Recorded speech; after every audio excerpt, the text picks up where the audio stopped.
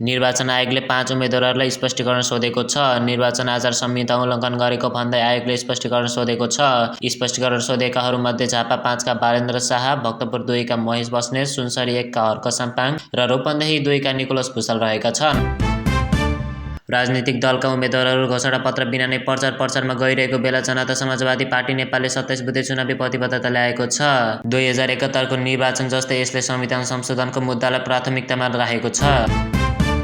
Nepali communist पार्टीका संयोजक पुष्पकमल दाहालले स्टन्ट गरेकै भरमा राजनीति गर्नेहरूलाई देशभित्र र बाहिरको शक्तिले लगानी गरेको आरोप लगाएका छन्। नेकपाका नेता वामदेव गौतमले आगामी निर्वाचनमा आफ्नो पार्टीले बहुमत ल्याउने दाबी गरेका छन्। उज्यालो नेपाल पार्टीका अध्यक्ष कुलमान घिसिङले राष्ट्रपासँगको एकताको 12 दिनको समय पार्टी कोमामा पुगेको टिप्पणी गरेका छन्।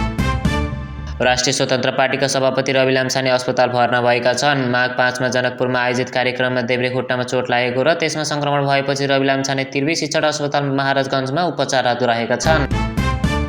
आफूलाई अभियन्ताका रूपमा चिनाउने युवराज पौडेल पक्राउ परेका छन्। जिल्ला प्रहरी परिसर काठमाडौँको टोलीले उनलाई पक्राउ गरेको एसपी पवन कुमार भट्टराईले बताए। यातायात कार्यालय चाबहिलका प्रमुख पेशल कुमार पोखरेल सहित 27 जनाको मोबाइल र विद्युतीय डिभाइसहरू अख्तियारले नियन्त्रणमा लिएको छ। विस्तारको क्रममा रहेको बुटोल नारायणगढ सडक खण्ड अन्तर्गत 61 वटा पुल निर्माणको काम सम्पन्न भएको छ। पूर्वी खण्डमा निर्माण हुनुपर्ने 34 वटा पुल मध्ये सबै पुलको काम सम्पन्न भएको छ। चिनिया पक्षले डिजाइन फाइनल गरिसके पनि नेपाल सरकारले कर छुट सम्बन्धी निर्णय नलिँदा चक्रपथ दोस्रो खण्ड विस्तार परियोजना अगाडि बढ्न सकेन।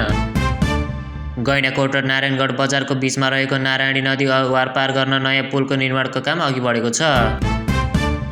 वीरगञ्ज हुँदै चालु आर्थिक वर्षको 6 महिनामा 90 अर्ब 6 करोड मूल्य बराबरको पेट्रोलियम पदार्थ आयात भएको छ। नेपाल राष्ट्र बैंकले 1 अमेरिकी डलरको विनिमय दर 147.41 रुपियाँ तोकेको छ। नेपाली बजारमा चाँदीको अभाव भएको छ। केही दिन यता बजारमा चाँदीको माग बढिरहेको बेला स्टक सकिएको भन्दै व्यवसायीहरूले चाँदी बिक्री गरेका छैनन्।